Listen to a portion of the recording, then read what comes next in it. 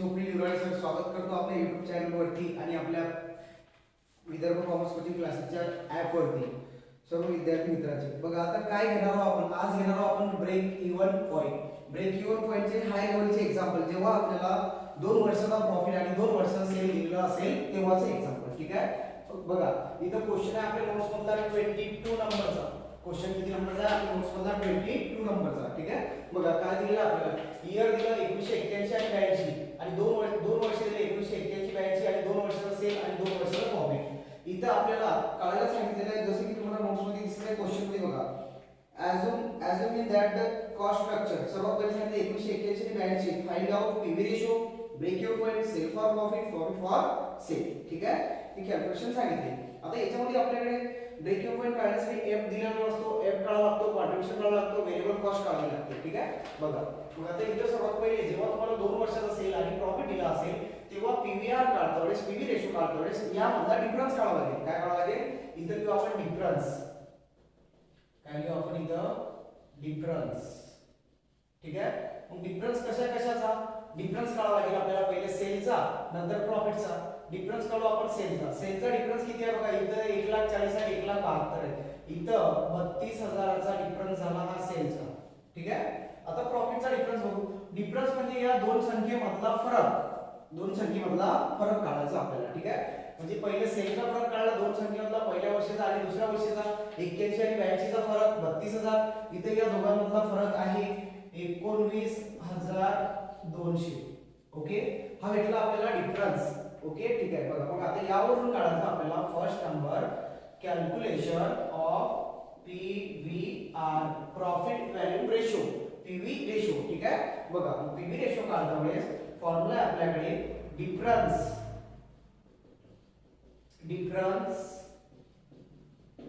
In profit मधला difference upon difference in sale difference in profit upon difference in sale हा formula आहे आणि into 100 PV रेशोचा इथं पीव्ही रेशोचा s v upon s into 100 हा फॉर्म्युला लागणार नाही कारण आपल्याकडे व्हेरिएबल कॉस्ट अवेलेबल नाहीये जेव्हा 2 वर्षाचा प्रॉफिट आणि 2 वर्षाची सेल दिलेली असेल त्यावेळेस पीव्ही रेशोचा formula difference in profit upon difference in sale हा यूज करावा ठीक आहे बघा मग आपल्याकडे डिफरन्स इन प्रॉफिट किती दिलेला आहे डिफरन्स इन प्रॉफिट आहे 19,200 अपॉन डिफरन्स इन सेल आहे आपल्याकडे 32,000 कसा काढला तो आपण लक्षात आहे का गुणिला किती 100 ठीक आहे या दोघांमधला फरक या दोघांमधला फरक यांनी याला गुणाकार केला भागाकार केल्यानंतर इथं पीव्ही रेशो भेटला आपल्याला 60% किती टक्के भेटला 60% ठीक आहे हा भेटला आपल्याला पीव्ही रेशो ठीक आहे त्यानंतर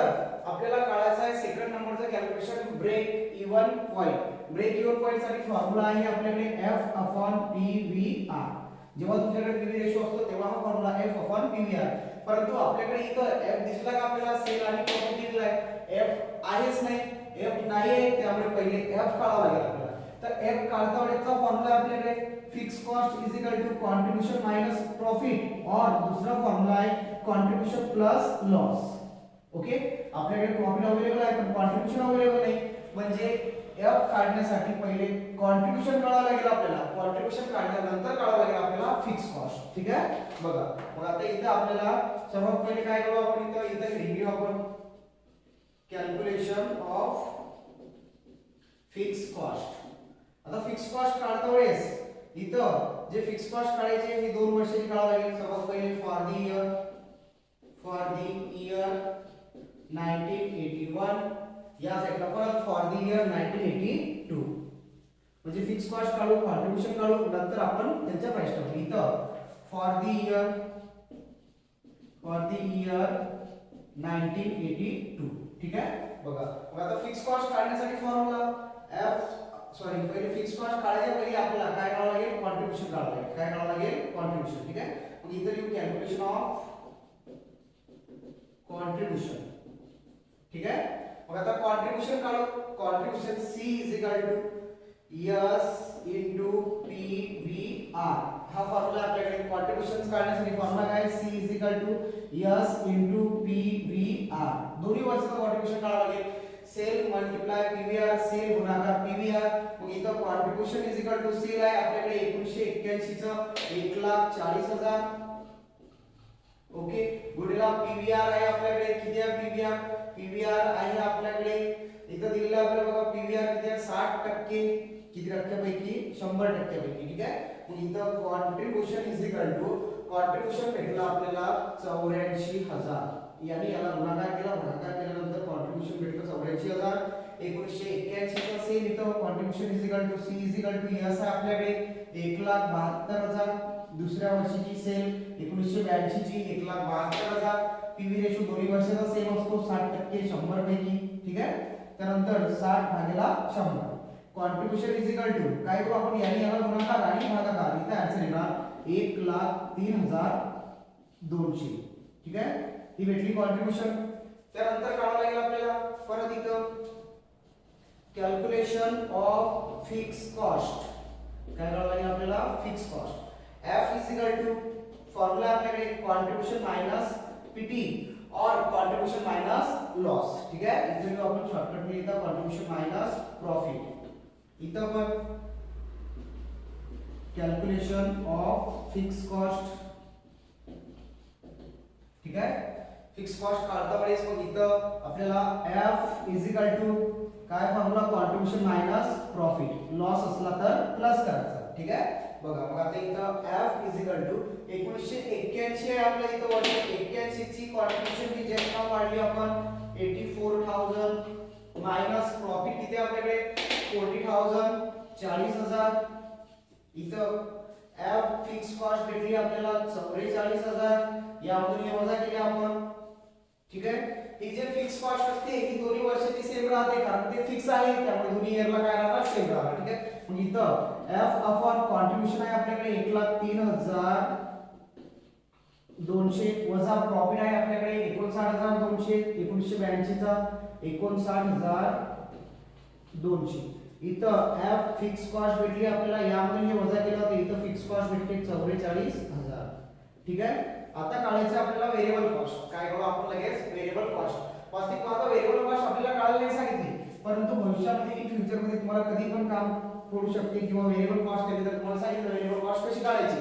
या एक्झाम्पल मध्ये व्हेरिएबल कॉस्ट आपल्याला काम नाही पण आपण काढू शकतो ठीक आहे. बघा इथं परत टाकावं लागेल हेडिंग आपल्याला कॅल्क्युलेशन ऑफ व्हेरिएबल कॉस्ट ठीक आहे. मग आता व्हेरिएबल कॉस्ट काढता वेळेस परत 2 वर्षाची काढावं लागेल. इथं 1981 आणि इथं लिहू आपण 1982 ठीक आहे. बघा मग आता व्हेरिएबल कॉस्ट काढतो वेळेस V इज इक्वल टू काय फॉर्म्युला व्हेरिएबल कॉस्टचा V is equal to S minus contribution sale minus contribution ठीक आहे. इथे लिहू आपण S minus C okay. Variable cost काढण्यासाठी V इज इक्वल टू इथं पण V is equal to variable cost sale minus contribution. Sale मधून कॉन्ट्रिब्यूशन मायनस केलं तर आपल्याला व्हेरिएबल कॉस्ट भेटते ठीक आहे. बघा मग आता इथं सेल 1981 चा आहे 1,40,000 वजा कॉन्ट्रिब्यूशन. कॉन्ट्रिब्यूशन किती होतं आपल्याकडे हे 84,000 ठीक आहे. कॉन्ट्रिब्यूशन काय होतं आपल्याकडे 84,000. या इथं 84,000 हे वजा केल्यानंतर इथं व्हेरिएबल कॉस्ट भेटली आपल्याला V cost is equal to 56,000 56,000. Variable cost किती भेटली आपल्याला 56,000 ठीक आहे. त्यानंतर आता आपण दुसऱ्या वर्षीची व्हेरिएबल कॉस्ट काढू. दुसऱ्या वर्षीची व्हेरिएबल कॉस्ट काढतो V is equal to S 1982 ची सेल आहे आपल्याकडे 1,72,000 ओके. त्यामधून मायनस करू आपण कॉन्ट्रिब्यूशन. कॉन्ट्रिब्यूशन आहे 1982 ची आपल्याकडे 1,03,200. इथं 1,03,200.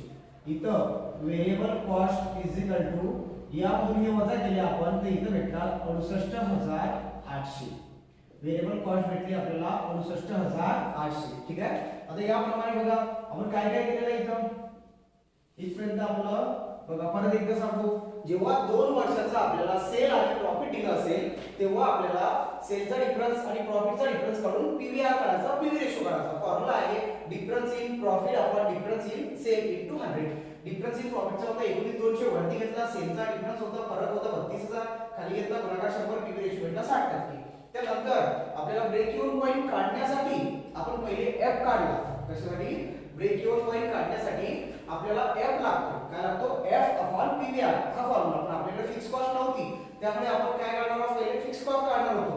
पण एफ काढण्यासाठी आपल्याकडे फॉर्म्युला आहे कॉन्ट्रिब्यूशन मायनस प्रॉफिट. एफ काढण्यासाठी फॉर्म्युला आहे कॉन्ट्रिब्यूशन मायनस प्रॉफिट, परंतु आपल्याकडे कॉन्ट्रिब्यूशन पण नाही दिलेलं वरती, म्हणून सर्वात पहिले आपण काय केलं? इथं कॉन्ट्रिब्यूशन काढलं. ओके, काय काढलं? कॉन्ट्रिब्यूशन. कॉन्ट्रिब्यूशन कसं काढलं? सेल इनटू पीव्हीआर हा फॉर्म्युला लावून आपण इथं कॉन्ट्रिब्यूशन काढलं. नंतर फिक्स कॉस्ट काढली आणि नंतर काय काढलं? आता व्हेरिएबल कॉस्ट. आता हे झाल्यानंतर लगेच आपल्याला जेवढे कॅल्क्युलेशन दिलेले आहेत ह्या तीन प्राइस काढून घ्यायच्या लगेच. जेव्हा 2 वर्ष असेल आणि 2 वर्षाचा प्रॉफिट असेल तेव्हा ह्या तीन प्राइस काढायच्या, कॉन्ट्रिब्यूशन, फिक्स कॉस्ट आणि व्हेरिएबल कॉस्ट. आणि नंतर जे काही कॅल्क्युलेशन दिलेले आहे ते कॅल्क्युलेशन काढायचे आपल्याला. ठीक आहे, बघा मग आता काय काय दिलेलं आहे कॅल्क्युलेशन मध्ये. सर्वात पहिले दिले इथं त्यांनी आता आपल्याला calculation of BEP in RES. Break even point rupees मध्ये दिला. कशामध्ये ब्रेक इव्हन पॉइंट आपल्याला? रुपीज मध्ये. BEP in RES. ठीक आहे, त्याचा फॉर्म्युला आपल्याकडे एफ अपॉन पीव्हीआर. ठीक आहे, काय formula? F upon PVR. F means fix cost. आता इथं 2 वर्षाचा काळाचं काम नाही पडणार आपल्याला. का बरं? कारण दोन्ही वर्षाची फिक्स कॉस्ट काय आपल्याकडे? सेम आहे. दोन्ही वर्षाची फिक्स कॉस्ट काय आपल्याकडे? इथं बघा 44,000 आहे, इथं पण 44,000 सेम आहे. आणि पीव्ही रेशो हा सर्वांसाठी सारखा असतो, त्यामुळे इथं एकच वर्षाचा ब्रेक इव्हन पॉइंट निघणार. ठीक आहे, मग इथं BEP is equal to F आहे आपल्याकडे 44,000 अपॉन पीव्हीआर आहे 60%. किती पैकी? 100 पैकी. आता समोरची स्टेप काय होणार? समोरची स्टेप होणार आपल्याकडे इथं 44,000 अपॉन हे 60. ओके, डिवाइडेड 100 के नंतर मल्टिप्लाय होतात, म्हणजे इथं break even point in RES is equal to 44,000 गुणिले 100 भागिले 60 केले तर आन्सर भेटते तुम्हाला 333.33. ओके, आन्सर भेटलं तुम्हाला 73,333.33. नंतरचं कॅल्क्युलेशन दिलेलं आहे आपल्याला. काय दिलेलं नंतरचं कॅल्क्युलेशन? बघा, ब्रेक इव्हन पॉइंट झाल्यानंतर तरी सांगितलं प्रॉफिट व्हेन सेल. काय आपल्याकडे इथं कॅल्क्युलेशन बघा, इथं कॅल्क्युलेशन आहे profit when sale RES. Sale दिलेलं आहे आरईएस मध्ये रुपीज मध्ये 1,90,000. 1,90,000 मीन्स आपल्याला इथं प्रॉफिट मीन्स नफा, सेल मीन्स विक्री. इथं तुम्हाला विक्री दिलेली आहे 1,90,000 ची, तर त्याच्यावरती तुम्हाला नफा किती होणार? जेव्हा तुम्ही 1,90,000 ची विक्री करसाल तर नफा किती होणार? प्रॉफिट किती होणार? ठीक आहे, मग इथं आपल्याला प्रॉफिट काढायचं आहे कारण इथं सेलची प्राइस दिलेली आहे.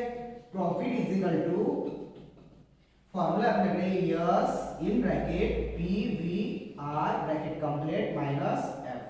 ठीक आहे, काय फॉर्म्युला आपल्याकडे? Profit is equal to S in bracket PVR minus F. ठीक आहे, मग आपल्याला इथं काय काढायचं आहे? प्रॉफिट काढायचं आहे. Profit is equal to S means हे सेलिंगची प्राइस दिलेली आहे तुम्हाला. ठीक आहे, 1,90,000. ओके, ब्रॅकेट मध्ये पीव्हीआर आहे 60% 100 पैकी. Okay, 60 upon 100 minus F 44,000. Fix cost आहे 44,000. ही इथं काढली होती आपण फिक्स कॉस्ट. समोर profit is equal to 1,90,000 as it is. यानी याला डिवाइड केलं, आन्सर येते 0.6. किती येते? 0.6 मायनस 44,000. ठीक आहे, समोरची step profit is equal to यामधून आपण या दोघांचा गुणाकार केला, पहिले डिवाइड केला नंतर काय करतो? गुणाकार. 1,90,000 नी याला काय केला आपण? गुणाकार केला, त्याचा आन्सर येते 1,14,000. ओके, 1,14,000 वजा 44,000. हा भाग मी ब्रॅकेट कटला, काय केला आपण? 1,90,000 यांचा गुणाकार केला, 1,14,000 वजा हे 44,000 जसे तसे. सर्वात लास्टला इथं profit is equal to profit भेटला आपल्याला इथं 70,000चा. कितीचा प्रॉफिट भेटला? 70,000. ओके, आता सर्वात लास्टचं कॅल्क्युलेशन आहे आपल्याकडे. परत एकदा सांगतो, प्रॉफिट व्हेन सेल दिले 1,90,000. प्रॉफिट काढायचा होता, प्रॉफिट काढला आपण S into PVR, S in bracket PVR bracket complete minus F या फॉर्म्युलानुसार. ठीक आहे, एस मीन्स हा सेल दिलेला असतो, पीव्हीआर 60% आहे, एफ फिक्स कॉस्ट, त्याचं प्राइस टाकलं, कॅल्क्युलेशन केलं, प्रॉफिट आला आपल्याकडे 70,000 रुपयाचा. ठीक आहे. आता नंतर सर्वात लास्टचं कॅल्क्युलेशन आहे आपल्याकडे, सर्वात लास्टला दिलेला आहे त्यांनी क्वेश्चन असा केलेला आहे सर्वात लास्टला, sale required to profit. Okay, इथं सेल रिक्वायर्ड किंवा सरळ सरळ sale for profit, sale for profit of RS, profit of RS, profit दिलेला आहे तरी तुम्हाला 64,000, प्रॉफिट ऑफ प्रॉफिट आरएस 64,000. म्हणजे सेल फॉर प्रॉफिट, इथं प्रॉफिट दिलेला आहे, सेल काढायचा, प्रॉफिट मीन्स नफा, सेल मीन्स विक्री. ओके, आपल्याला दिलेला आहे नफा 64,000चा, तर विक्री किती असेल, म्हणजे 64,000च्या नफ्यासाठी किती रुपयाची विक्री करावी लागेल असा क्वेश्चन दिलेला आहे. ओके, मग इथं S is equal to formula आहे आपल्याकडे F plus profit upon PVR. काय फॉर्म्युला, सेल काढण्यासाठी fix cost plus profit upon PVR हा फॉर्म्युला. इथं S is equal to fix cost आहे आपल्याकडे 44,000 प्लस प्रॉफिट आहे आपल्याकडे हा 64,000चा 64,000 अपॉन पीव्हीआर आहे आपल्याकडे 60% किती पैकी 100 पैकी. ठीक आहे, 60 अपॉन 100. त्यानंतर समोर दिला आपल्याला त्यांनी इथं यस इज इक्वल टू या दोघांची ऍडिशन केली आपण 44 प्लस 64 44 प्लस 64 ऍडिशन आली 1,08,000. त्यानंतर हे 60 जसेच्या तसे डिवाइड 100 डिवाइड होते, नंतरच्या स्टेप मध्ये ते होतील मल्टिप्लिकेशन, 100 भागाकार होते, नंतर काय झाले गुणाकार. इथं सेल काढण्यासाठी आपल्याला आता इथं 1,08,000 रुपयाला 100 भागिले 60 केले आपण, तर आपल्याला सेल भेटलं 1,80,000. किती भेटलं आपल्याला सेल 1,80,000. ठीक आहे. त्यानंतर बघा आता इथं काय दिलेलं आपल्याला, सेल दिलं 1,80,000. आता कधी कधी तो आपल्याला मार्जिन ऑफ सेफ्टी विचारतो, काय विचारतो, calculation of MS, margin of safety. ठीक आहे. मग आता मार्जिन ऑफ सेफ्टी सपोज आपल्याला इथे विचारलं फॉर 1981, फक्त 1981 चं विचारलं, कुठलं विचारलं, कुठल्या इयरचं, 1981. तर मार्जिन ऑफ सेफ्टीचा आपल्याकडे फॉर्म्युला आहे MS is equal to PT upon PVR. PT means profit, PT means काय, प्रॉफिट. ठीक आहे. हा फॉर्म्युला टाकून आपल्याला काय काढायचं आहे, पीव्हीआर काढावा लागतो. ठीक आहे, काय करावा लागतो, पीव्हीआर काढावा, सॉरी आपल्याला काय करावा लागतो, एमएस काढावा लागतो, मार्जिन ऑफ सेफ्टी काढावा लागेल. ठीक आहे. परंतु आपल्याला या एक्झाम्पल मध्ये मार्जिन ऑफ सेफ्टी विचारला नाही, त्यामुळे आपण मार्जिन ऑफ सेफ्टी काढणार नाही. ठीक आहे. तर मार्जिन ऑफ सेफ्टी काढायचा असला तर हा फॉर्म्युला आपल्याकडे ऑलरेडी दिलेला असतो. ठीक आहे. परंतु मार्जिन ऑफ सेफ्टी 2 वर्षाचा, इथं 2 वर्षाचा असेल, 2 वर्षाचा काढायचा, 3 वर्ष एका वर्षात दिला असेल, एका वर्षाचा काढायचा. प्रॉफिट मार्जिन ऑफ सेफ्टी साठी आपल्याला हा प्रॉफिट घ्यावा लागेल आणि हा प्रॉफिट घ्यावा लागेल. पहिल्या वर्षीचा 81 चं सांगितलं तर हा प्रॉफिट, आणि नंतर हे सांगितलं असेल तर हा प्रॉफिट. ठीक आहे. या प्रकारे आपलं टोटल जे लेक्चर आहे मोस्ट आयएमपी क्वेश्चन आहे, मोस्ट आयएमपी क्वेश्चन आहे, आणि खास करून 2 वर्षाचा असेल आणि प्रॉफिट जेव्हा दिला असेल तेव्हा हे खूप सारे कॅल्क्युलेशन आपल्याला असे करावे लागतील. व्हिडिओ आवडल्यास व्हिडिओला लाईक करा, आणि तुमच्या कॉन्टॅक्ट मध्ये जेवढे बीकॉम चे एमकॉम चे विद्यार्थी असतील, ब्रेक इव्हन पॉईंट शिकणारे त्यांना शेअर करा, आणि चॅनलला सबस्क्राइब करा.